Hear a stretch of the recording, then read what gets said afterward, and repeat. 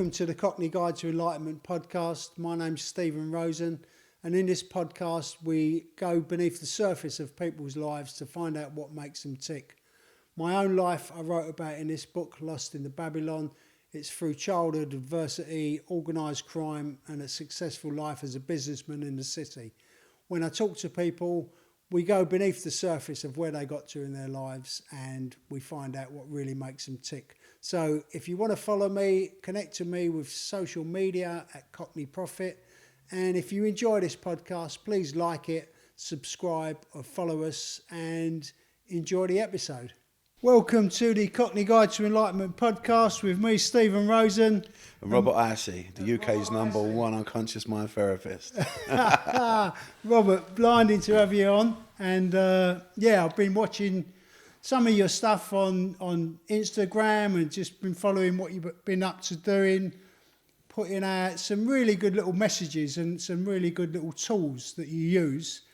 But before we talk about what you do now, I'd like to, if you want to, just go back to, to get a bit to know about you from your childhood and where you come from. I know a little bit about you. I know you come out of the flats in South London. Yep, Bermondsey. In Bermondsey, yeah, I've got a few pals from Bermondsey as well. Yeah, so I grew up in Bermondsey, working class. I'm dyslexic, I've got ADHD, brought up in a very sort of run-down working class area, like when people say I was from council, I'm a council estate, but I think there's different sort of types. This was really run down. There was no swings in the park, they all smashed, the oil poured down the slide sort of thing. It was a proper sort of rough, but I say always good people there, but it was just a rough upbringing. I remember coming down the stairs as a kid in my flats in the 80s when like heroin was rife. There'd be needles on the floor, sick. I remember holding mum's hand and her saying, that's where they've tried drugs for the first time, they've tried heroin, that's what happens. And then, and all that, I remember all that sort of stuff. And then it was HIV was mad at the time, AIDS was everywhere. So there was needles everywhere and your kids on the estate, they'd just be on a staircase and mum would go, what's the needles, you get AIDS. And so it was quite a... What sort of age were you then in the 80s? I was 1977, so you're talking like, 6, 8, 9, 10, 11, 12, right up to 12-ish sort of thing, I suppose. Like something like that. So growing up, like when that epidemic really just took hold of... Yeah, it was rife. Yeah, it was all parts of London. It was quite mad because the next generation sort of didn't go... I think like the little brothers and the people, the next generation sort of got them off. Like you chase them about and they'd get jogged on pretty quick, and they all ended up on one estate called the Silwood. You still get them all over like the other side of the old Kent Road and that, but they sort of cleaned it. The people sort of cleaned it up a bit. If you see a skaghead, they'd sort of hide from you and slip round the back in the end. Time it come to the early 90s and that sort of thing. Yeah. But no, drugs are still rife. There was still everything else, coke, crack, and everything else. What was your kind of like role models when you was growing up in that environment? Drug dealers. That was it. Everyone wanted to watch. Everyone watched, as we got in our teens. Everyone watched Goodfellas every day before we went to school, and because the only people to inspire to be like my dad was a bricklayer. He was always in the pub. There weren't much money about. But obviously, everyone in the estate, didn't have. There weren't no, people with money who wouldn't have been on there. So the people that inspired you were the drug dealers and the armed robbers. So all you wanted to be was like them. Yeah. So when I went to school, no one wanted to behave and learn. Like, you'd be, what are you trying to learn for? What are you doing? Look, let's go fuck this bunk, let's do this, let's do that. So you'd look at people trying to do well was stupid. It was like proper reversed, like stupid. I remember getting about 15 and my cousin going, I want to go to college. I said, I couldn't get my head around it. What'd you go to college for? I couldn't wait to get out of there. But knowing now, I was dyslexic as well, so it weren't good.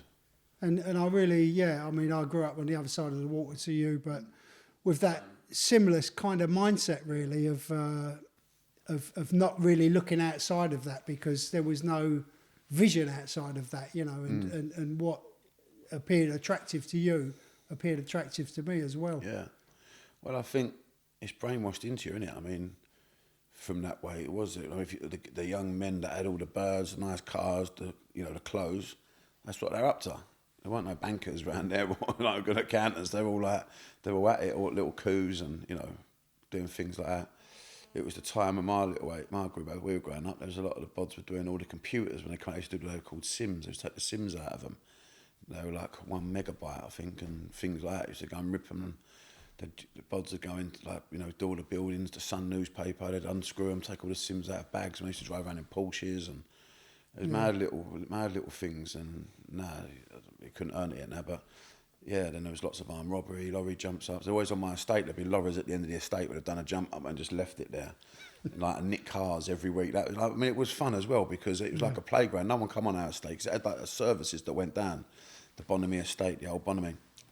So when people used to joyride in the 80s, because you could just nick a car easy, you could just get a little scaffold pole, pop the lock, and then stick a screwdriver in it. It took 2 seconds. So every Saturday morning, mate used to knock on my door. And go, quick, we've got a Capri, or like, you know, there's a van, and they've got some blood pump speakers in the back. Mark II Capri. Mark II Capris, like, yeah, no, they had all that stuff, the Escorts, XR2s and all that stuff used to get up there, all sorts of cars. But so me and my mate, we used to get a BMX, he'd fly down there and strip them, like take the batteries. His older brother had the batteries off of us, some spoilers or whatever bits and pieces. Always had the stereos, would rip them out, take the speakers out of them. Pioneer, blur punt. Sometimes you'd be lucky to be a graphic equaliser. If the geezer was lagging, just getting home, they'd just leave everything. So that's where we learnt to drive. We used to jump in the cars. But his brother used to. Now I see him, like he used to give us like a £5 each. We used to do a day's work on the car. And like, go to a liberty with us. He probably was earning a fortune back then. Do you know what I mean? He's probably getting a few £100 a day out of us. I suppose, you know, reflecting back on that way of life. I mean, for a lot of people that, you know, they can't imagine like growing up in that environment. I know you did, I did, and I know lots of other people did. But yeah, it's like, yeah, just your outlook is very limited, isn't it? Very limited. Very limited. Because you're in this small little world. Your world's as big as your area, and then you're fighting with the other areas. You couldn't sort of go out. This is days before mobile. So if you was out your area, and next day come on site, you didn't get no help. You had to just run and hide, or, you know. So it felt like your little map of the world was so small at that time, and you lived within these rules. And when I moved out of London, people go, "Why don't you call the police?" Like middle class people, I go, "Mate, you can call the police." You're joking, mate.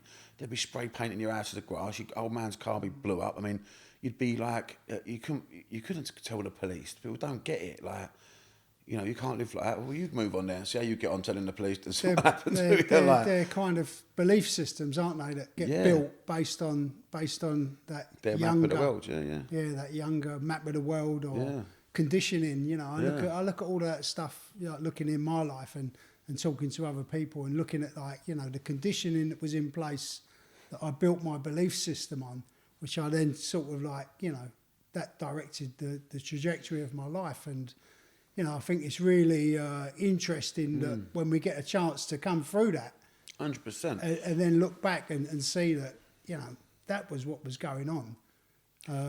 It's easy to just get, When I moved out to Sidcup when I was about 26, I couldn't wait to get out there, and I was up to no good to that point. And then I remember moving out to Sidcup and cutting off tyres a little bit, and I remember going in the pubs around there, and you just trained for fucking aggro everywhere you went. Like on the old Kent Road, you had like Bermondsey one side, the Rollers the other side. We'd all be mates. One kick off, the old pub would go up there, bottle glasses going in birds' faces, people driving on the, like, it'd be like fucking westerns. And every single night on the old Kent Road, you see, there'd always be fights and bottles and things going off down there in the 90s. So when I moved out, I found it for a couple of years. Like, you don't realise that you're living in this traumatic fight-or-flight state all the time. Like, it's just normal for you. It ain't even like other people. It's just normal. It's day-to-day life. And I used to go in these pubs and I think, right, he's a bit lad. So I think I'd analyse everyone, look for the fire extinguishers. There's an ashtray over there, put that across his head. I'd be thinking all these worst-case scenarios. I'm in a country pub, like beautiful little pub, probably have no mag in there. But my brain would go into that mode, there's a door over there, and it'd take me like half hour to calm down in a pub. Then I'd be fine, you know what I mean? But I remember doing that for a good couple of years, like a pub in Chislehurst, you know, wherever I went. And, you know, that took me... So it's looking back, you have to sort of recondition yourself for a new... And people, like, even having joke, like, people go, you're better to salt, like, where I come from. Who are you talking to? Like, it was a compliment, but it'd also be what you're trying to get on me bird. Everyone had a bag over things like, your bird's got a nice ass. You know what I mean? People would go, have you suffered him saying that to you? It'd be like, everything was egg. And then when I moved out and people were saying things like that, it was weird for me just to, Yeah. but I meant it as a compliment. You know what I mean? But where we're from, it was like they're taking some sort of libido. It was just bizarre for a few years, and I think I've done a post the other week, and I was saying anxiety is just day-to-day life living. Like, you know, when you grow up in the streets, you come out, your mates bash someone up or iron someone out, and then you got to walk through that sort of way. If they see you, you're going to cop it just because you're with that little firm, whether you know him. And like, you're always looking at, there's muggers walking about the streets. Yeah. So what I was going to say on that is that, what was I going to say? I've lost it. My ADHD kicked in. Why was I saying that again? I think it's just a survival mode, isn't it? Yes, what I was going to say is anxiety. Right? I never knew the word anxiety until I was nearly 30. I didn't know what it meant, right? So I left school at 14, and I never knew what anxiety was. We used to call it para. That's right. Right? We go, oh, mate, I'm well para. I think things going to happen. And I've been para for days. Like, but what we're saying is we're having anxiety, but I think the para suggestion of words is amazing, because if you call it para, it's like a little bit of your over worrying. There's like a little bit of a nicer suggestion to that in my mind, because it's like you're paranoid. You worry that over nothing. Stop being para, that sort of thing. And as soon as I sort of seeing the world create the word anxiety, people then look at it as this mental health state, and they focus and they go deeper into it, and they start not going. I think words have a powerful effect, and I think the word para, yeah, for me it was a lot lighter to use. So we all lived in anxiety, but every day, but we just called it para. I got a bit paranoid. I was walking through that state. I thought so-and-so was coming out. Or but for real reasons as well. Real reasons, yeah. But you did live in real reasons. It's kind of like, you know, the fight or flight. You're constantly always. in fight or flight. Walking to school, always. You know, like Bods used to get their trainers robbed and things like that. It was like nuts. Yeah. So yeah, you was always in that. So you moved out of Bermondsey into where'd you go? Somewhere a bit. Just Sidcup. Sidcup, I used to think it was the countryside when I moved out there. I remember moving above it was above a shop. Geezer just had a lottery, went and bought some properties and done them up. So it was a little 1-bedroom flat, but he done it really nice, the fella. And I remember moving out there, and for the first week I couldn't sleep because I'm on Sidcup High Street, remember? But after 12 o'clock, you heard the people come out of the pub, you couldn't hear anything. And like where I lived, I'm used to sirens, skagheads, people in the street. Like there was always noise, right? And also there was always street light. So I lived around the shop. I walked around this alleyway to get back with no lights. I used to like proper shit myself walking up there, and so I wasn't used to no light. And then when I used to lay in bed at night, and it was so quiet, I couldn't. It took me about nearly 2 weeks in the end. But the first week, I remember being horrific. My eyes, I'd be getting up in the middle of the night, looking out the window. There was no one on the street. You couldn't hear anything. It's like 12 o'clock on a Friday or Saturday. I'd have a big knife out, me thing, like a big thing. I'm walking around thinking, because the front door went into this blackness. And I'd be like, remember feeling really, the environment scared the life out of me, even though I was probably 1,000 times more safer there than what I was in South London. What impression I'm getting, which is just that, you know, you've kind of grown up in this environment and inherited all of this stuff that has become reality. Yeah. It is our reality. Yeah, it becomes it's your reality. Yeah.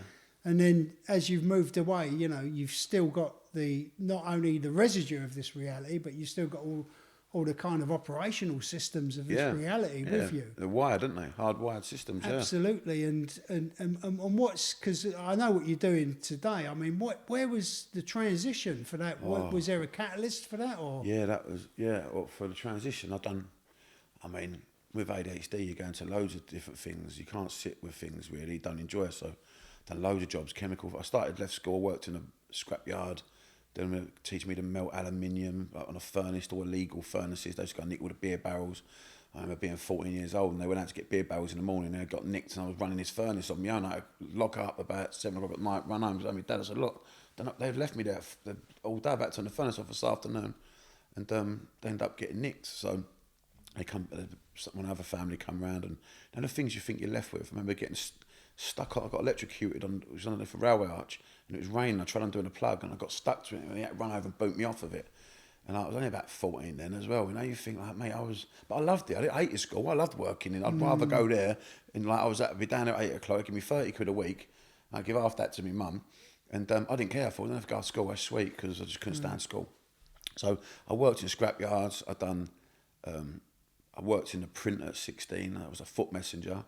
I tell my boys now, I was an email. And they go, what do you mean? I go, that's what it was, a foot messenger. You was a walking email. So they'd go, right, go and pick up the drawings. So I walk all the way to like down Edgware Road or whatever. I go to this architects, pick the drawings up. He'd walk down the street with all these rolls underneath me.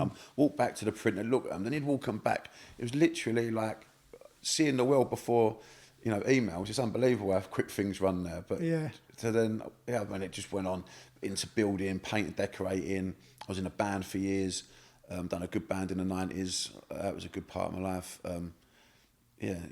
Plastering. I've done chemical factories, demolition, removals, like loads of stuff. But it wasn't until I got into sales, when I had my own courier company, had a few other little businesses I tried, and then I lost the courier company, getting knocked. Obviously, you're the last person to get paid when people go under, and my mate went, try sales, and that's when it all started getting good. That's when I started looking at psychology, and I started looking at first a guy called Zig Ziglar, who's a sales. Have you heard of him? He's a Texan. He's got a maddest voice, annoying voice, but it's all like metaphors. They were like cassette tapes. I used to put them on and listen to him for hours. And I used to love the way he'd like manipulate the mind or show you how to reframe things, to see things. So this sales is like, because there's selling to people that don't need the stuff, and there's different levels of sales, isn't there? Yeah, but the thing is with what you said then, no one needs 2 pairs of shoes. Yes. Right? That's the truth. You've got to get them to want it. So Exactly, you've got to get them to desire something. Yeah. So you're creating the demand in Why do you have 5 doing. jackets? Only 5 jackets or 10 blazers, but you want them. So that's the difference. And when you meet people, they're always in in sales, they're in a methodical state, if you like. They're really thinking about their choices and they're analysing. You've got to get them out of that and get them into some emotional connection to it. So, and what I see with bad salesmen, what I learned is, when someone goes to me, I can sell ice to the Eskimos. I'm thinking, you're not going to be no good straight away. You're going to go from one place to the other place to the next place, because I sell sand to the Arabs. As soon as someone says that to me, I think you ain't got no longevity in you, because a good salesman keeps his mouth shut. It's what you don't say, like a good salesman listens and just talks about their need that they need to solve, or help them lead them to something they need to solve, and then solve it and then keep their mouth shut about everything else, because you can talk something about one thing outside the box, it takes them into another dimension, all of a sudden they've got different visions and different, so it's about what you don't say, I think, what makes a good salesman. So so that's really interesting. So you was interested in the psychology of sales. But I didn't realise, I loved, because I learned NLP, neuro-linguistic programming. Cutting it short, I worked for the Flemish, got headhunted by the Germans to a company over there I always wanted to work for. Within 2 years, and they doubled my salary, gave me a big spend on credit card, I drive around, taking people for lunch every day. It's brilliant. And the governor, Thilo Weinemann, was into, it was like NLP. He just learnt it when his dad. Sorry, what's NLP? Neuro-linguistic programming. Okay. It's what Paul McKenna was trained on, but it's from Richard Bandler and John Grindler. They created it in the 70s. It's all the marketing, the biggest, when McDonald's went big and Pepsi, the guys behind it all learned NLP to create suggestions. Like you got like anchoring, like the M. So when you see the M, they anchor it to the Happy Meal, I'm loving it. If you notice, it's all love and the strongest emotions and fun.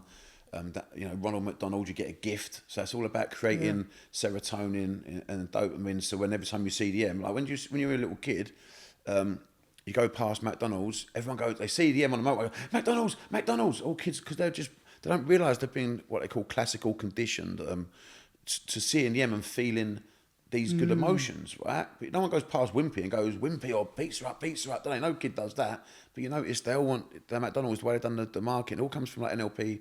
See, because NLP in the wrong hands can be manipulative, and that's what gives it a bad name. And Richard Bandler wanted to govern it, logical, like painting it. But Grindler said, no, we'll give it to the people, which was the worst thing, because then people took it and done what they went with it. They took it into like areas of like tree hugging and NLP and this and that, and they made a bit of a mess of it. And some people manipulated it, give it a bad name.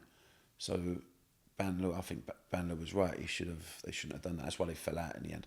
But they started something, and guys like Robert Dilts, he's took it to another level. Robert Dilts, very academic. I studied with him as well, really hard for me because he's so academic, but he really helped me, he did. And then there's Stephen Gilligan, one of the guys they model in NLP, was an hypnotist called Milton Erickson. So he was the last guy to study under Milton Erickson. And Erickson was about 4 foot tall. He was colourblind, tone deaf, from Texas, and lived in the hills of California, right? And they only wore purple suits.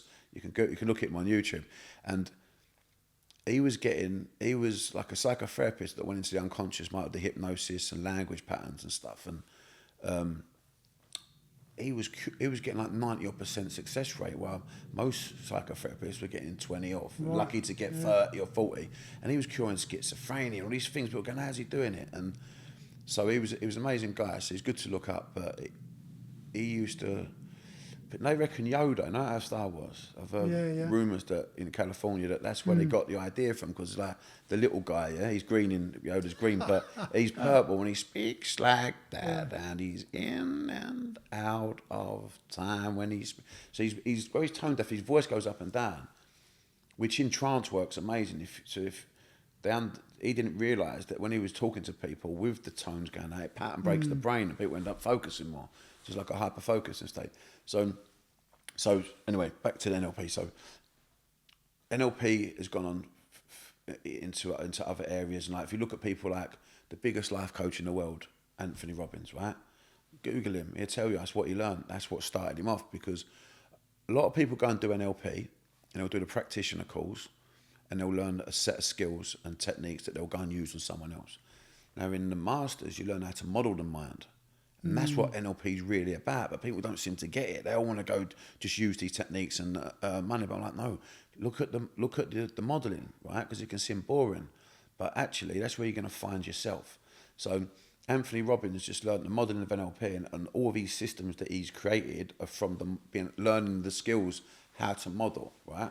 Now, NLP is just a name. This stuff the mind's been used in these ways for hundreds and thousands of years, if you like, but NLP is just a group of tools and thought processes. But the analysing of the mind and how to model greatness is amazing. It's like my phobia cures. I can do them really quickly. And so would that go back to like Stoicism and stuff like that? Or Stoicism? Stoicism's like from like Marcus Aurelius and that kind of stuff. These like thinkers from a couple of thousand years ago. Just to come up with different ideas of... Yeah, it would do. Like, have you seen The Secret? And like, all these people are studying and they go, have you seen The Secret? I have, yeah. I think if you look at some of the quotes in it from people from way back when, that's why they call it The Secret, because she started putting these like, what you call them, like little metaphors of what people have said from over thousands of years up to modern day, and they're all saying the same thing. Exactly, in different ways, and that's why she called it The Secret. And I mean, there's been techniques that have been about since the Egyptian days. They're saying that's getting used today, and like submodalities. You've heard of submodalities? No. Well, the unconscious mind don't respond to words, right? So, if you say to your body, feel confident. Say it. Feel confident. Say it for me. Feel confident. You don't feel any different before you said it to after you said it. I want to lose weight. I want to be happy. Your body ain't got a clue what you're talking about. Yeah. Ain't got a fucking clue. So words are the language to the mind. Feelings are the language to the body. Words can't talk language. This is what people don't seem to understand. You can keep talking. The body ain't you might as well go wing wong wong. It's just as irrelevant. So you're talking about dropping into your feelings to feel. Yeah, but how do you create the emotion? See, my biggest learning is that you can only think how you feel. And I'll push this forever. You can't think greater than how you feel. There's never been a human being in 2 million years, while experiencing the emotion of sadness, who can make a happy thought. If you feel sad, you have to make sad thoughts, right? You can't make an happy thought while you feel sad. If you feel anxiety, if you're in an environment or something happens to trigger you to feel anxious, your brain's going to go into survival mode, or looking for the worst case scenario to protect it from happening again. Yeah.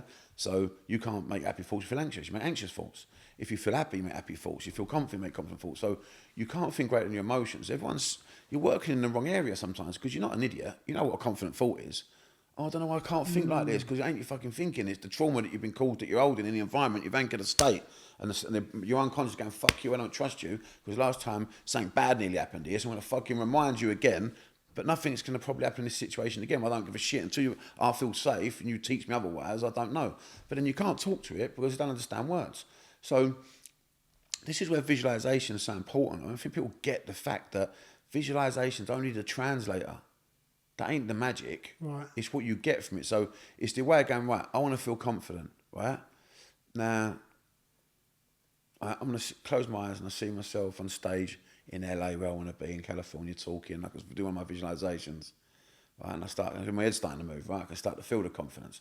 If you see yourself in a confident area of your life where you want to be, not trying to figure out how to get there, not trying to learn how to be confident, just seeing the end goal, the body goes, it has to give you the emotion, right? Because the unconscious don't know what's real and what isn't. It don't know what you see in your three-dimensional world through your five senses, or what you imagine to be true. And what they're seeing, what they're proven, is if someone was to dream of getting chased by a shark, the same part of the brain activates as if you was getting chased by a shark, and the same chemicals release into the body. That's why you wake up shaking with a nightmare, right? You're in fucking bed asleep, nothing's happening, right? So if you must have that when you go to fall off a wall, saying, can you sleep? And you jump as if you think you're going to hit the floor. The same chemicals release as if you fell off a wall. So when you're creating visualization, what happens is you create a vision of what you want. That then creates the emotion of what you feel.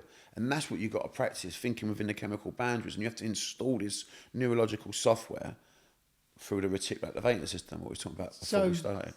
So I mean, because what you're saying is like, I know other people practice this technique in meditation, don't they? So they'll go into meditation and they'll manifest something, or they'll go in with an idea or an intention, and kind of release that without an attachment to the outcome of it or the path to it. Well, you want the attachment to the outcome. You want the attachment of being there. That's the whole thing. Right, that's really what you want. You want to create that vibration in the quantum world.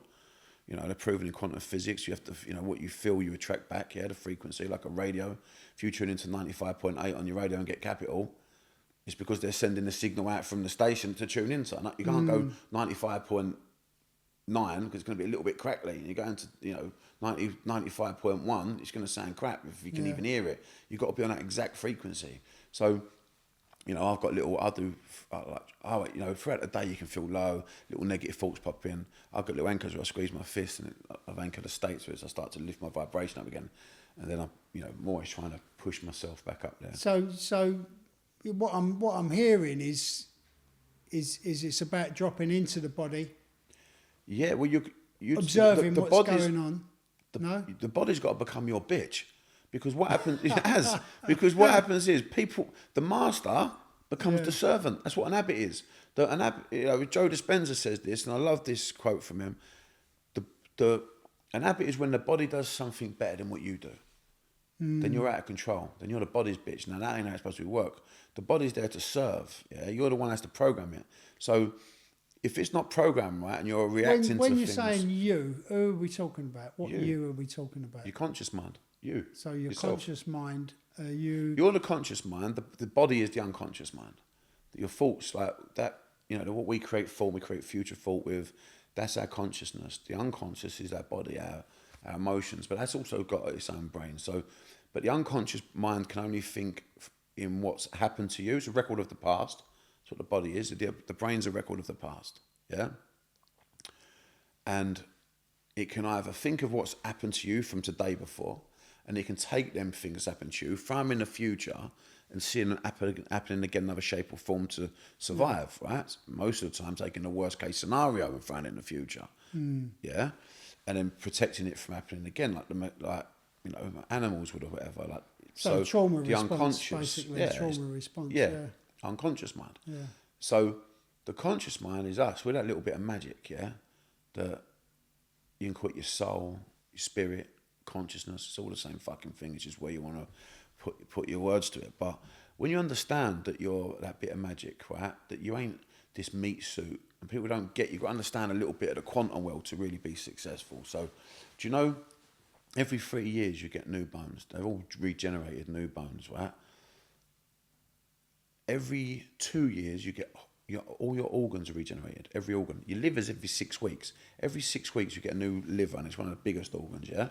So your skin head to toes every 3 months, your cells every 2 weeks. So now tell me what type of person you are. I'm a worrier.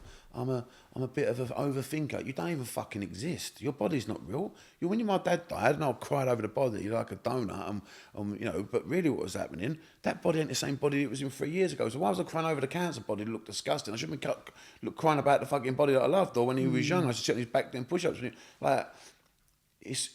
We believe that we're the body. The body's nothing. It's like, I see this here, like it's all skin falling off me. We can't see it because we can't zoom in to see the little particles of skin at a quantum level, but it's happening. So if you understand that the body regenerates every 3 years, that means your body's died so many times anyway. It makes it so fucking relevant what happens to your body. And the aging, the pituitary gland shrinks, and we get, the law of life, we get old and die. We understand the body doesn't matter. It's like a little vessel, and your consciousness. Now, you can obviously tell by now, like, me and you ain't like fucking tree huggers or like, I'm not, but we're a spiritual being. I understand enough to know that we're a spiritual being. I don't know what the fuck that means, your consciousness, your spirit, but I know we're something magical, and I do believe that pings off to somewhere else, and I don't know what that means. What you're speaking about is kind of like, there's thousands of years of a different, and I love what you said earlier about, there's all different paths to this gear. There's all different approaches, and it all leads to the same place. And and I'm fascinated. This is why I love what you said. Then I'll jump on it. I love what you said is because to make change, this is why I quit unconscious mind therapy. And some people go, yeah, but use your conscious mind there, use a subconscious build subconscious pro. I go, yeah, but when you change, what has to change? It's always the way you feel about something, which is the unconscious. It's your emotions, your body. So I don't give a fuck if I'm using conscious techniques, subconscious programming, or going straight into the unconscious to move it. What has to change for you to be scared to feeling confident is the feeling. Confidence is an emotion. Fear is the emotion. Like, if you think about it, where your problems are is because you're not feeling good in them environments. You've got to change the way you feel about it. And this is what people don't understand, and there's some real shortcuts to that shit. Instead of spending years of fucking trauma and suffering, you can do it a lot quicker. So, sorry, I want to jump on that because I thought it was a very good point. No, that's all right. And so getting back, just winding back a bit to your transition into, you was talking about you was in sales, you was in... Yeah, well, Tilo, I used to watch him. He used to take me out with him on the road and that. And again, this geezer was unreal. Like, he was like, multi-millionaire. Companies turn over 100 or 200 million a year back then, and he had talked to everyone the same. He could, there was no one that he made feel inferior, from like the people on the factory floor to his directors. Everyone had the same approach, and the way he set things up was so clever. And I used to. Did you find that attractive? Yeah, I used to admire him. I used to go, but he was nuts, right? You think he was crazy. Later, did I know it's all part of his genius. So like, it'd be, say if we were in a meeting, right? I know what this is now, but at the time I never. And I'd bring my biggest client over to Germany, right? And we'd be sitting in the meeting, and there'll be businessmen being very methodical, like, right, let's talk about business. And English people, when I noticed about working with Europeans, we like to bully. I can't have that, it's too dear. And we're all like we'd like to bully our way down. Like, well, someone else is offering me this, so I can always go with them. And it's always that sort of approach in big business. And they were like putting it on him a little bit. Everything was getting a bit. They started. You could see their faces getting serious, talking about digits, and then he said something. One of the guys, and it's like a line out of a Celine Dion song, right? He started singing Celine Dion, my CEO, right? Well, I started singing out loud with his German voice. Put his feet up on the side, had like mad funky socks, and I thought, I remember sitting there thinking, what is he fucking doing? Right? And they're going, laugh, like in shock, but his pattern broken. Boom. Stop the pattern, right? That's what he was doing. And he started singing to him anyway, got him on a good vibe again, and they're laughing, Tilo, have you been Vegas, Greg? Blah, blah, blah, blah, blah. And all of a sudden the vibe started getting good, and they're laughing. He bangs the table, right, listen, I could talk to you guys about Vegas all day, but we've got to do business, boy, we'll have some lunch. And what he done is he manipulated the way they felt. I thought, clever. He got them out of that zone where it was going to be on their terms, and he made it, he was very fair. He was very fair, man. But he taught me loads of techniques. I'd be in meetings and he'd be talking like four people, like Darren Brown shit, you know what I mean? They'd all lean forward at the same time. What's he doing now? So he got me really intrigued with it, and he started teaching me techniques on the road when I was in Germany. And then he's talking about NLP. He said, I had to learn fast. He said, Dad, give me the business. And all business is people business. So I went and done a diploma course, and that changed my outlook on my life straight away. Then I've done the practitioner over quite a bit of time, and then the master practitioner. Then I went and studied with Robert Dilts and all the guys in the States and the guys over here, the field learning, Stephen Gilligan. Sorry to interrupt you, No, but it's fine. you know, I kind of watch your stuff, and it's like being of service. So, you know, what my question is, you know, you've just said that you're a spiritual being, and I feel like I'm the same, and we've come from environments that didn't kind of nurture spiritual beings. And just as I'm listening emotion at all. No, just as I'm listening to this, I'm thinking, you know, is this Robert's route to that self-discovery? 100%. Yeah.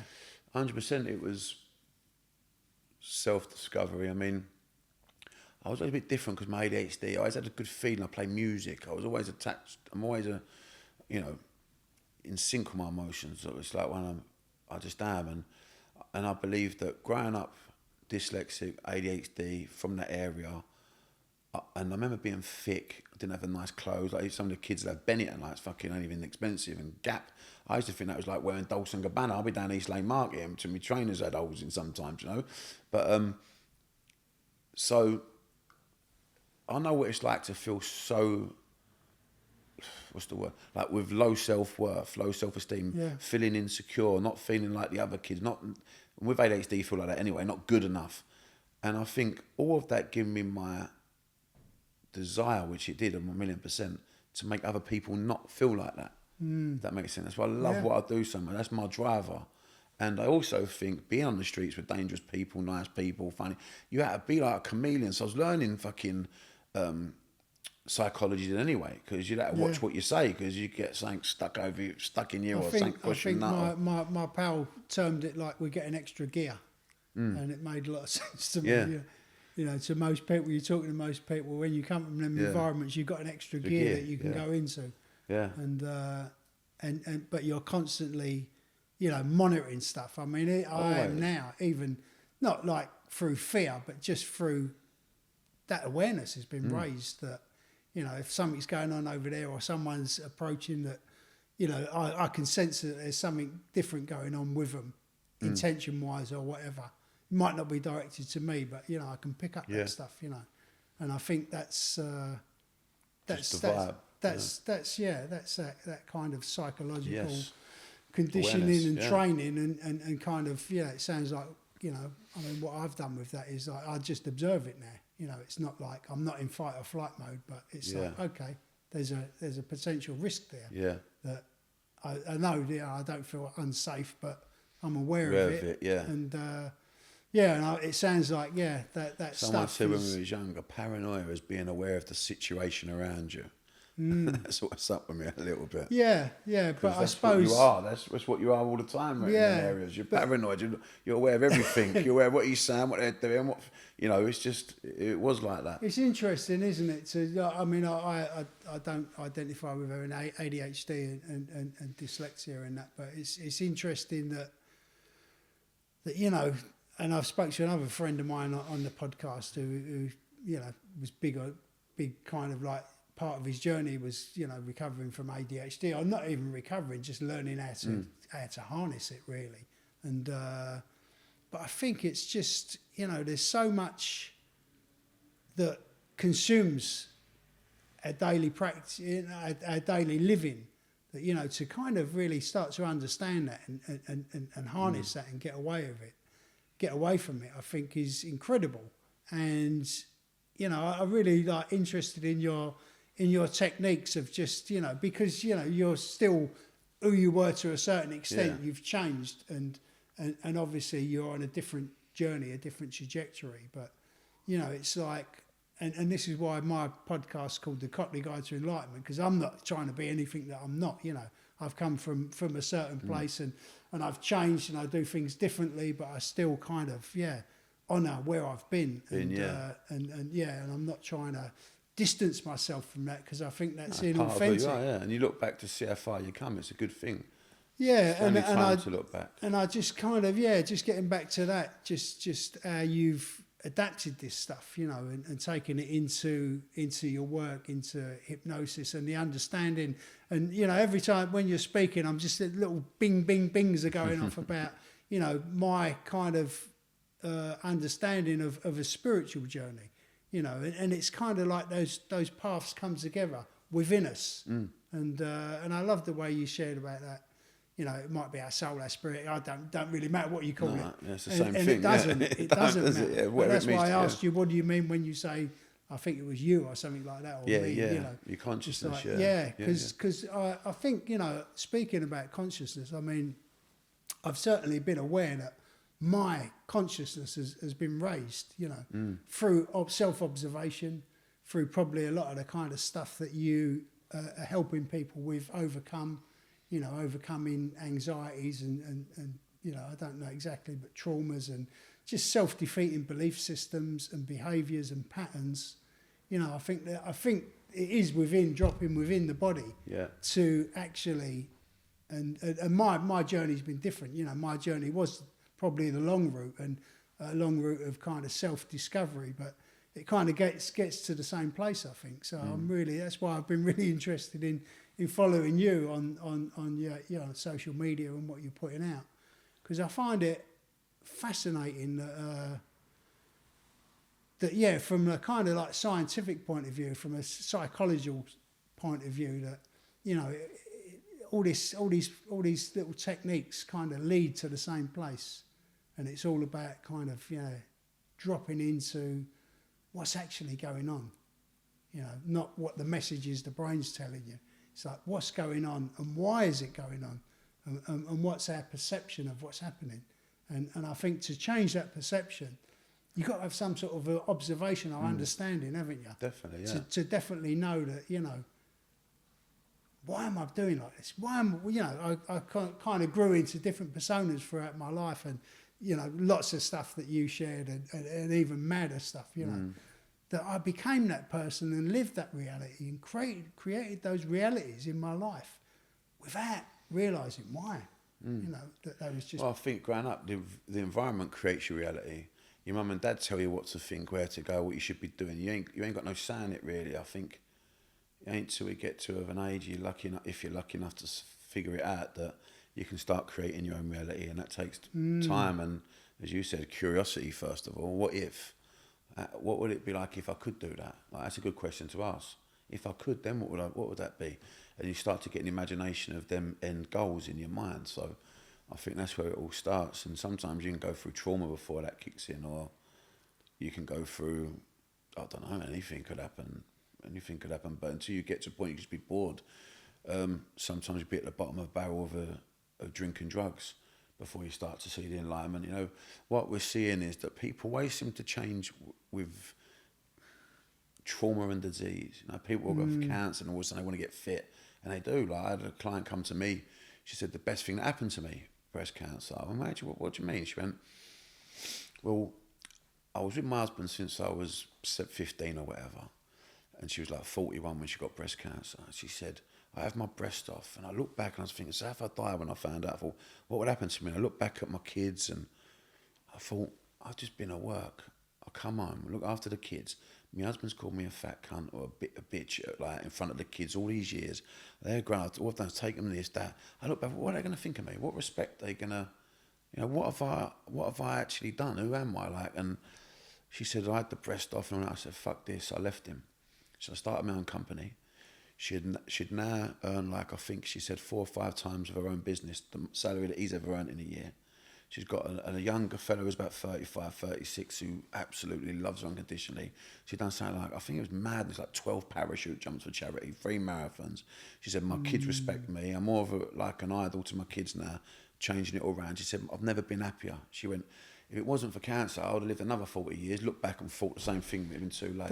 I mean, and I really understand that. And I was in the same, and I've shared it before.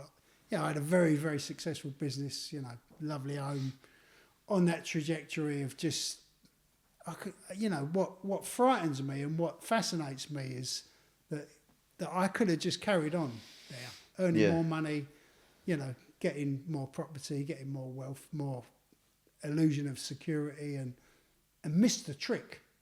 You know, missed the trick of, like, actually, what is this life about? What's the potential within this life? And that's brilliant. I mean, that's a brilliant,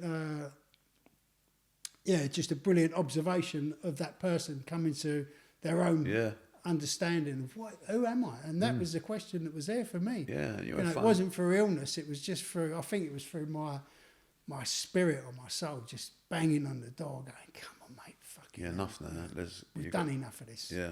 You know, it's really time to find out who you are and what this is really all about, because you can just go through, get to the end. You know, we was talking about people with lots of money earlier on before we started, and just what is that? Okay, is that quality of life? Is that quantity of life? Is it? Do you really know who you are, or are you just outside, just kind of getting more and more and more, trying to fulfil this whatever it is that's going on inside that we kind of can't see? So, yeah, I love that story about it. Yeah, it's mad, isn't it? It is. I thought that, and it is true. People wait to change or trauma or something bad to happen to them before they start to change. And I think what people ain't realising is you don't need to change in trauma. You can change right now. And by using the reticular activating system, these group of neurons at the bottom of the brain opposite the pituitary gland that work as a filtering system, we can reprogram these fuckers, yeah? Because what people don't realise is at the age of 35, when 95% of subconscious programs are like fucking robots. If you go out Canary Wharf, people walking up them stairs, they don't even know where they are. They've done it so many thousands of times. They're like little ants. They come up, they're like, their eyes are like that. You could wave in front of their face, they probably wouldn't see you. We need to break that from 35 onwards. We really need to, like you've got your iPhone, yeah? Every now and again you get an update. It deletes some of the old programs and reinstalls new ones, yeah?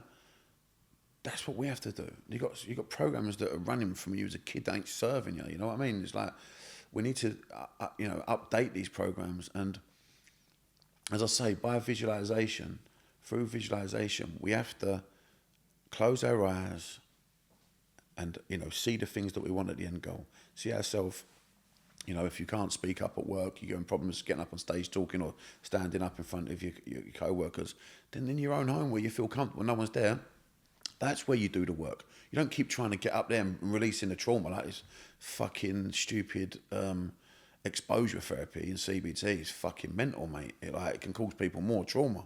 Like if you haven't got to actually expose them to it really, you can make sure that you feel safe and you can let them know this ain't real. But what would it be like if you could see yourself up a building looking up? This ain't real. See yourself on a plane enjoying yourself. Okay, you're safe here, don't you? Yeah, this ain't real. Good. I always install that. Close your eyes and see what it'd be like if you could, like the end goal that you want, and they see themselves on a plane having a drink with their partner and they're landing and they're starting to smile. Now, they ain't cure it by one vision, but the brain's gone, well, that was better than the shit you've been putting me through. Like, that felt fucking all right. So that you're now talking in the language. This is what we want. But it ain't going to let go once because it don't trust you yet.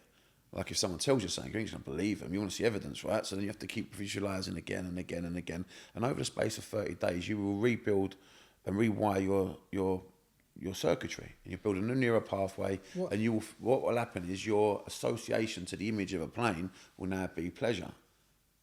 Instead of plane and then I love what you said. That process, I practice that process. I haven't done it in hypnotherapy, but just in this fact of like changing and recognising old character traits or the way that they was acting out and they didn't serve me. And you can't just change them straight away. You have to be consistent with your, recognising them to start with, which is what you're talking about on a different level, on a subconscious level. But I think what it sounds like is what your goal is, which is I think is brilliant, is just waking people up. Yeah. Just getting people to wake Yeah, up and it's go, not hard. Have a little future thought. Otherwise, it scares me. Like most people hate their job and are scared of getting a sack. I think, what the fucking hell are you doing? Yeah. But I can't change. I've got this pressure here. I've got that thing there. And that's the way it's been manipulated. But if you're not willing to, make small changes. And getting back to those billionaires, I mean, even though they're billionaires, and I am being judgmental, but I'm being observational as well. And it doesn't matter how big that cage you build around yourself to feel safe.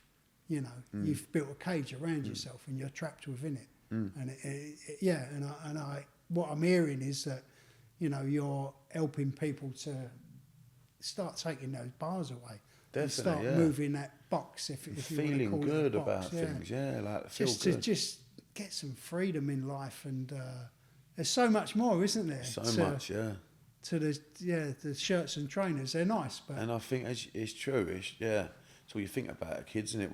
What trying to dress up, but as you get, for me anyway, it's I a good enjoy metaphor, them. isn't it? Yeah, Just dressing up life so it looks good.